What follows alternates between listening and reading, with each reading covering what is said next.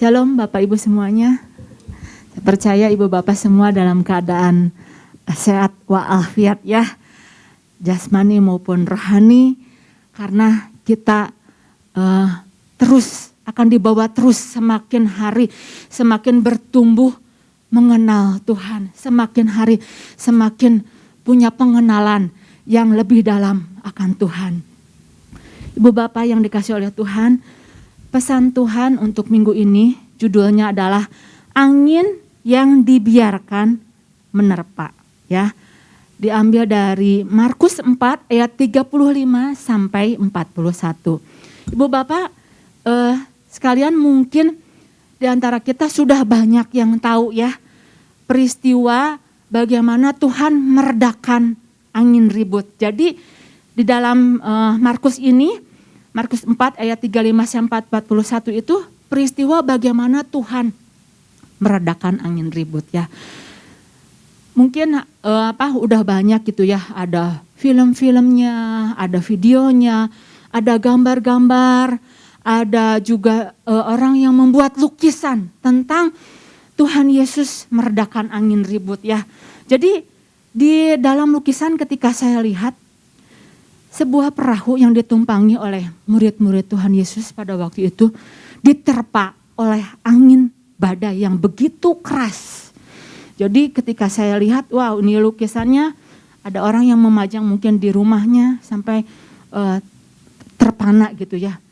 Lihat murid-muridnya begitu dalam keadaan takut, panik gitu ya.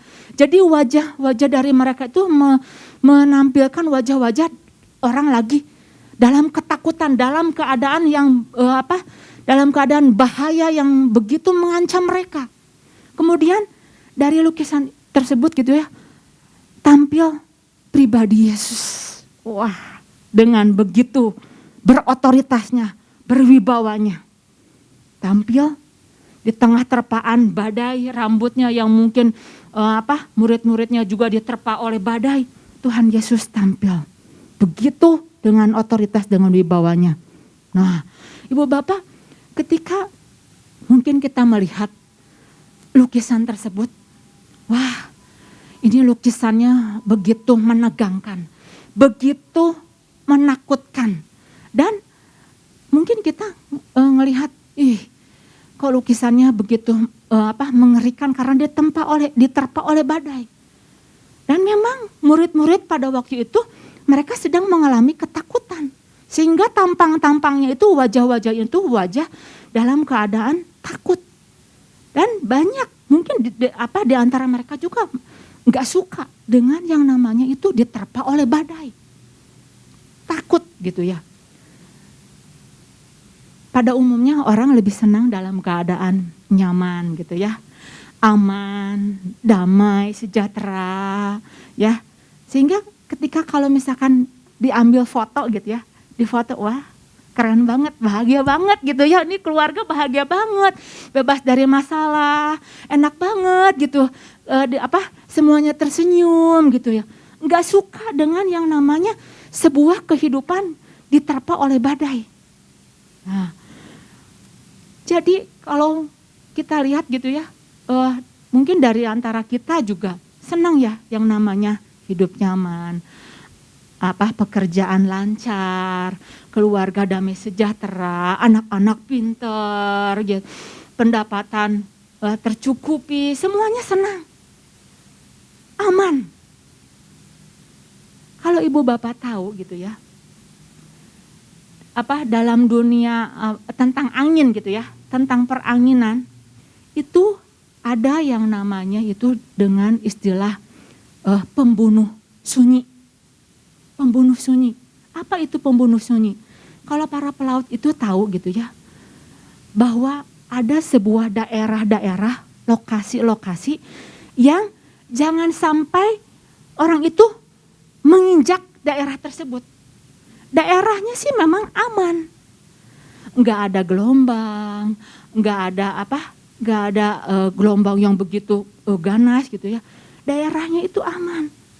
Tetapi di daerah tersebut banyak terjadi korban jiwa. Dan orang-orang mengatakan bahwa daerah itu daerah yang berbahaya karena tiba-tiba angin bisa meniup dan akhirnya orang bisa terseret dalam keadaan nggak ada apa, dalam keadaan nyaman, gelombang nggak ada gitu, tapi bisa terseret masuk dan akhirnya hilang, terbawa. Saya tidak mengerti gitu apa kejadiannya, terbentuknya angin tersebut bagaimana gitu, tapi keadaan itu sedang dalam keadaan aman. Dan bagi pelaut gitu ya, kondisi yang berbahaya itu bukan pada saat angin itu dalam keadaan kencang, tetapi ada saatnya dalam keadaan tenang, pelaut merasa bahwa ini adalah saat-saat harus berjaga-jaga, berbahaya, keadaan aman, tidak ada apa-apa gitu ya. Nah, Ibu Bapak, mungkin dalam keadaan kita juga gitu ya, kita ngerasa wah, dalam keadaan kita punya banyak masalah, itu tidak selalu dikatakan itu berbahaya, karena seseorang dalam keadaan bermasalah dia akan selalu datang sama Tuhan, Tuhan tolong, dia akan semakin melekat kepada Tuhan. Tetapi ada banyak, mungkin gak sedikit juga, yang tiba-tiba dalam keadaan nyaman, kondisinya mapan, tenang, tiba-tiba hilang, terseret, terbawa arus, entah kemana, gak muncul, gak memiliki satu kegairahan lagi. Karena ini situasi, satu keadaan di mana enggak ada gelombang, enggak ada, dan akhirnya terseret. Kalau Ibu Bapak tahu gitu ya, bagi seorang peselancar gitu ya, perselancar, mereka senang dengan yang namanya angin. Ketika mereka keluarkan selancarannya, yang dicari adalah angin. Semakin anginnya keras, maka semakin si pelancar tersebut akan maju. Nah, lewat pesan ini Tuhan ingin murid-muridnya itu belajar sebuah kehidupan yang dipakai adalah angin. Mungkin pada waktu itu murid-muridnya ngerasa gini, tenang aja gitu. Kan aku udah ngundang Yesus di dalam perahu, Yesus ada. Terus yang mengajak kita bertolak ke seberang kan Tuhan Yesus, jadi pasti aman deh. Bebas dari yang namanya badai. Sekalipun Yesus ada di dalam perahu, sekalipun mereka mengundang Yesus, badai masih bisa terjadi dalam kehidupan kita orang percaya. Mungkin dari kita berpikir gini, ya Tuhan adalah gembala yang baik, hanya sebatas gembala yang baik, yang menuntun aku ke air yang tenang, yang memberikan gada dan tongkatnya. Tetapi jangan sampai terabaikan bahwa dia adalah juga seorang guru yang akan mendidik, yang akan mengajar kita, yang akan membawa kita masuk dalam sebuah pengenalan yang lebih dalam lagi. Oleh karena itu inti pesannya ketika badai dibiarkan menerpa, dua pesan yang kemarin sudah disampaikan oleh Bapak Gembala, untuk membuat kita menjadi umat yang kuat dan teruji. Kemudian untuk kita semakin mengenal Tuhan, mengenal firman-Nya, mengenal perkataan dan mengenal pribadinya. Nah, Ibu Bapak sekalian, saya mau menambahkan lagi apa yang menjadi maksud Tuhan ketika badai, masalah, tantangan menerpa kehidupan kita. Yang pertama yang saya mau membagikan adalah ketika badai dibiarkan untuk menerpa, Tuhan membawa kita pada pengalaman menjadi bertumbuh. Tuhan membawa pada pengalaman menjadi bertumbuh. Diambil dari Markus 4 ayat yang ke-41. Markus 4 ayat yang ke-41. Mereka menjadi sangat takut dan berkata seorang kepada yang lain, siapa gerangan orang ini sehingga angin dan danau pun taat kepadanya. Nah, Ibu Bapak, kalau kita tahu ya, Yunus pun mengalami badai dalam perahunya ketika ditumpangi Dan akhirnya badai menerpa perahu tersebut. Tuhan punya tujuan. Tujuan Tuhan adalah membawa kembali Yunus pada rancangan Tuhan, pada misinya Tuhan. Sehingga akhirnya Yunus kembali walaupun dia harus mengalami badai dan akhirnya dimakan ikan yang besar. Jadi badai yang terjadi dalam kehidupan Yunus adalah membawa Yunus kembali pada misinya Tuhan. Mengerjakan misinya, misi keselamatan yang daripada Tuhan. Nah, kalau peristiwa di dalam Markus 4 ayat 35 sampai 41 ini, ketika badai itu terjadi, Tuhan punya maksud. Maksudnya itu apa? Supaya murid-muridnya itu punya sebuah pengalaman yang bertumbuh. Pengalamannya itu jangan itu-itu aja gitu. Tapi sebuah pengalaman yang membuat mereka itu harus naik lebih lagi. Jadi nggak bosan. Kalau misalkan kita punya kehidupan monoton, gitu aja. Kira-kira bosan nggak? Bosan. Hidup ini hidup yang penuh dengan warna. Penuh dengan seni. Bisa banyak berkreasi. Supaya kehidupan menjadi sebuah kehidupan yang indah gitu ya. Nah Ibu Bapak, ketika badai terjadi gitu ya dalam menerpa perahu mereka. Kan tahu mereka sedang berjalan. Akhirnya apa? Mereka diterpa oleh badai. Mereka dalam ketakutan. Dan kemudian membangunkan Tuhan Yesus. Guru, kami akan binasa. Nah, kemudian Tuhan Yesus bangkit, kemudian Yesus bangun. Dan akhirnya apa? Diam, tenanglah. Dalam keadaan kondisi mereka sedang panik kayak gitu ya. Sedang sepertinya di ujung tanduk, maut merenggut mereka gitu ya. Dalam keadaan takut. Tiba-tiba Tuhan Yesus dengan otoritasnya, diam, tenanglah. Wah, semua yang tadinya lagi gelagapan kayak gitu ya. Tuhan Yesus bangun, bangkit dengan berkata demikian. Langsung Ibu Bapak baca tahu, angin reda, danau pun menjadi reda. Nah, mungkin dari mereka gini, wah, ada apa ini? Kok bisa begini ya? Seumur-umur jadi pelaut, jadi nelayan, gak pernah punya pengalaman seperti kayak begini. Mereka dibawa pada sebuah pengalaman yang spektakuler, yang wah, yang gak semua orang bisa mengalaminya. Yang tadinya mungkin mau ditelan oleh maut, tetapi akhirnya mereka diselamatkan. Nah, Ibu Bapak mungkin punya sebuah pengalaman dalam kehidupan Ibu Bapak, bagaimana mungkin dalam kondisi tercepit, siap untuk direnggut nyawa kita. Katakanlah mungkin kita dalam keadaan bahaya, kita sedang lagi ngendarain mobil, kemudian ada sebuah truk yang besar dan akhirnya mobil kita terlempar keluar ke badan jalan dan akhirnya terguling. Kemudian mobilnya tuh udah hancur, tapi ketika didapati penumpangnya itu selamat.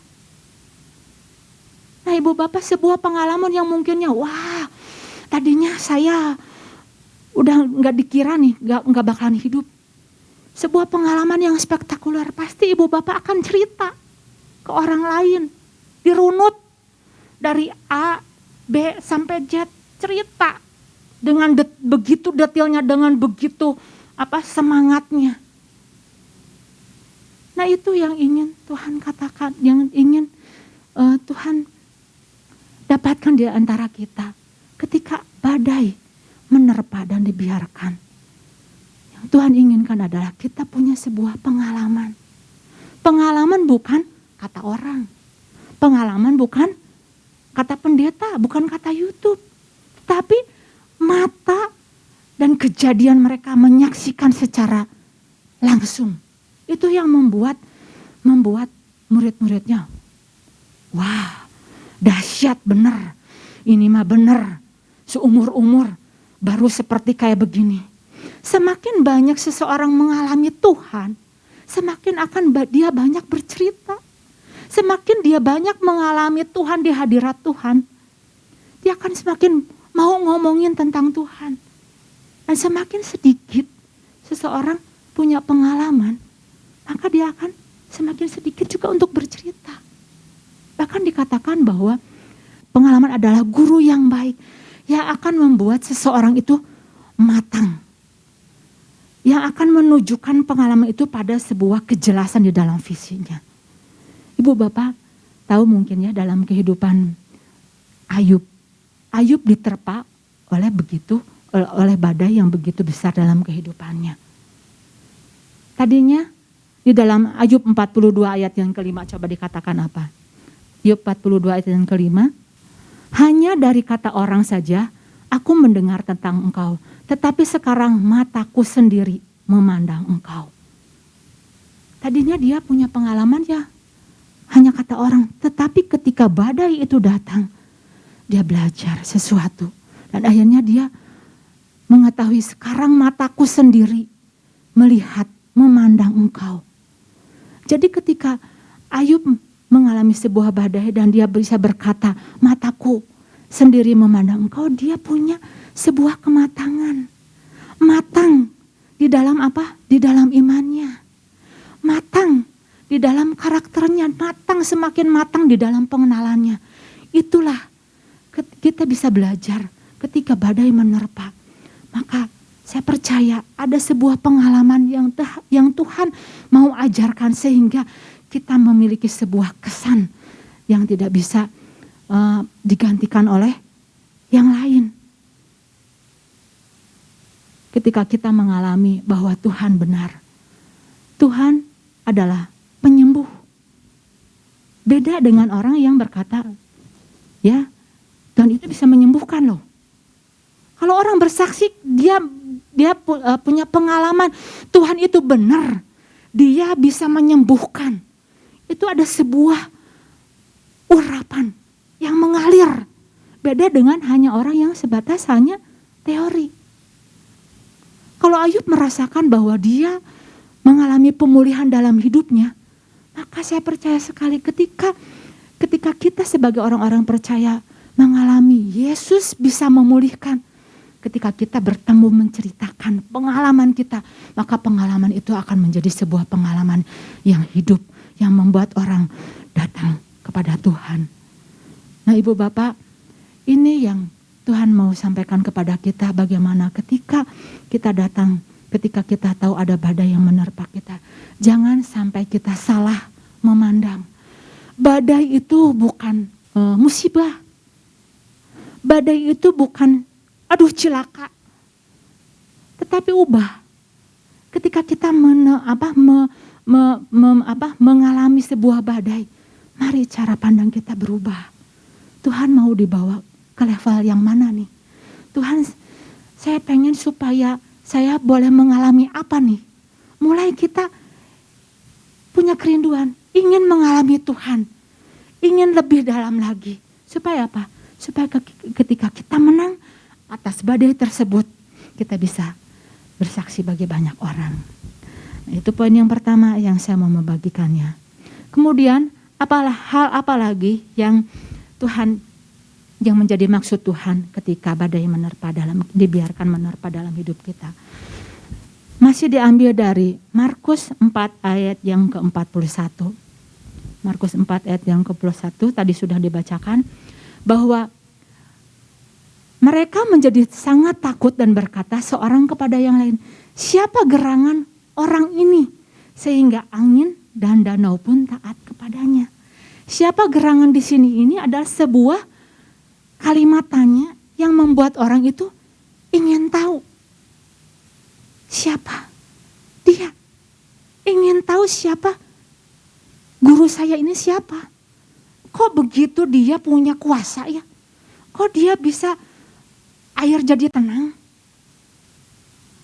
Kok bisa dia bisa berkata seperti begitu? Siapa sih? Ada apa sih dengan dia? Sebuah kata yang membuat dia ingin tahu lebih dalam lagi. Ini sebuah hal yang sangat penting.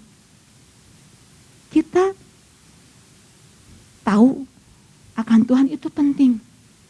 Kita ingin lebih tahu akan Tuhan itu sangat menguntungkan sekali dalam kehidupan kita. Tetapi pada waktu itu yang dilakukan oleh murid-murid apa? Ketika badai datang, mereka malah jerat-jerit. Tuhan, tolong, Tuhan.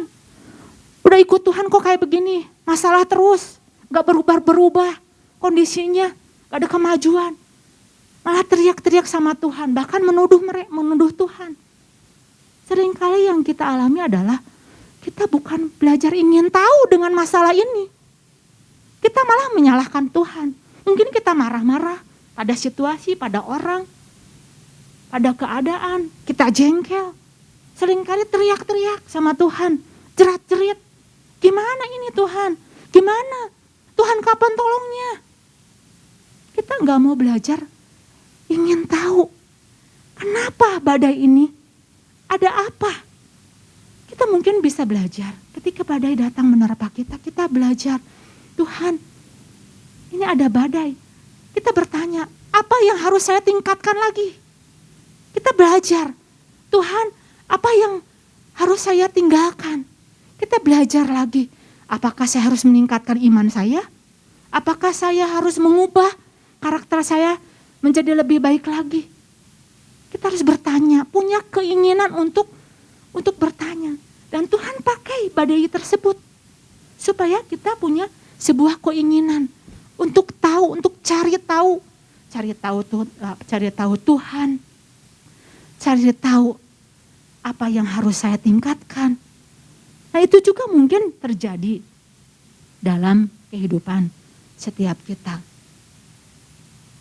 Badai terjadi, kita bisa bertanya sama Tuhan. Tuhan, apa yang harus saya lakukan? Sama dalam kehidupan, mungkin di dalam keluarga kita bisa badai itu menerpa dalam kehidupan kita. Tapi kita bisa tahu, cari tahu apa sih kesukaan dari pasangan kita yang gak suka dari pasangan kita sehingga bisa timbul keributan, geger satu sama yang lainnya. Kita bisa tahu, pengen tahu nih, oh ternyata istri saya itu apik misalkan gitu. Dia tertib, sedangkan saya misalkan acak-acakan. Oh, jadi saya harus tahu keinginan dia itu misalkan kalau udah ambil barang taruh di tempatnya, pengennya hidup tertib. Nah itu yang harus kita cari tahu. Tapi kadang yang terjadi adalah pasangan sebelahnya tuh masa bodoh. Yang penting mah rumah beres, kan udah ada yang beresin. Nah mungkin juga di antara kita sebagai istri, oh suami saya pengen diperlakukan, dihormati. Nah kita bisa cari tahu. Begitu juga ketika badai masalah, kita bisa cari tahu lewat lewat firman. Firman Tuhan ini banyak sekali yang akan menuntun kita, yang membukakan mata rohani kita. Coba ibu bapak kalau baca gitu ya, di dalam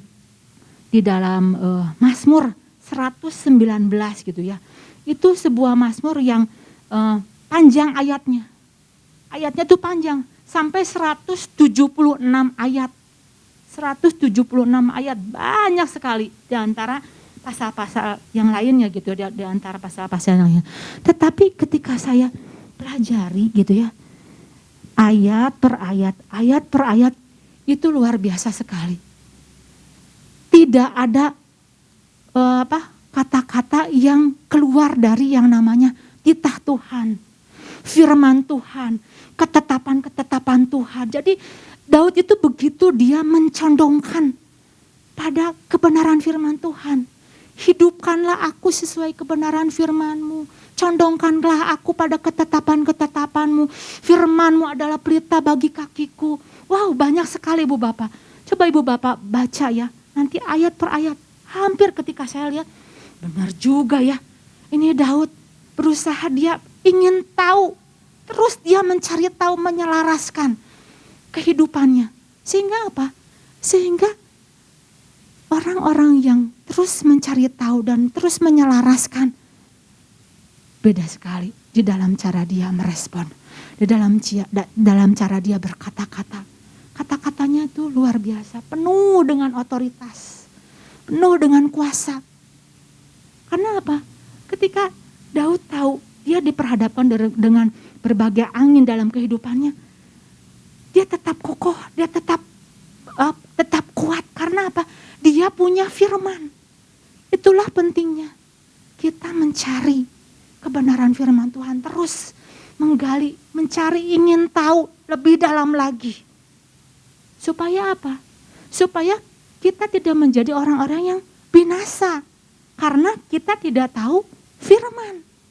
Mungkin binasa oleh angin. Karena apa? Kita enggak punya pegangan, oleng kehidupan kita. Di dalam Hosea 4 ayat yang ke-6 dikatakan apa? Hosea 4 ayat yang ke-6, umatku binasa karena tidak mengenal Allah. Kurang pengenalannya akan Tuhan. Jadi ketika badai menerpa, hilang, binasa, terseret, dibawa oleh angin, tenggelam oleh permasalahan mereka. Enggak bisa yang namanya mengendalikan. Berkata dia masalah, tunduk di bawah otoritasku.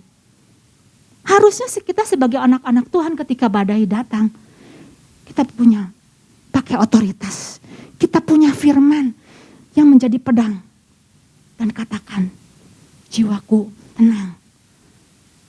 Tuhan lebih besar dari permasalahan kita. Dan di dalam Daniel 11 ayat yang ke-32 dikatakan apa? Daniel 11 ayat yang ke-32, dan orang-orang yang berlaku fasik terhadap perjanjian akan dibujuknya sampai murtad dengan kata-katanya. Tetapi umat yang mengenal Allahnya akan tetap kuat dan bertindak. Nah inilah yang menjadi sebuah kerinduan daripada Tuhan. Tuhan ingin membawa kita menjadi orang-orang yang bertindak atas setiap permasalahan kita, berdiri di atas masalah kita, bukan ditenggelamkan oleh masalah kita. Karena Tuhan sudah beri kepada kita kuasa dan otoritas menyertai setiap kita semuanya. Jadi dua hal ini yang saya mau membagikannya. Ketika angin dibiarkan menerpa, Tuhan punya maksud. Maksudnya adalah supaya kita punya pengalaman untuk semakin bertumbuh dan kita memunculkan rasa ingin tahu lebih dalam lagi atas segala yang terjadi di dalam kehidupan kita. Demikian firman Tuhan. Tuhan Yesus memberkati.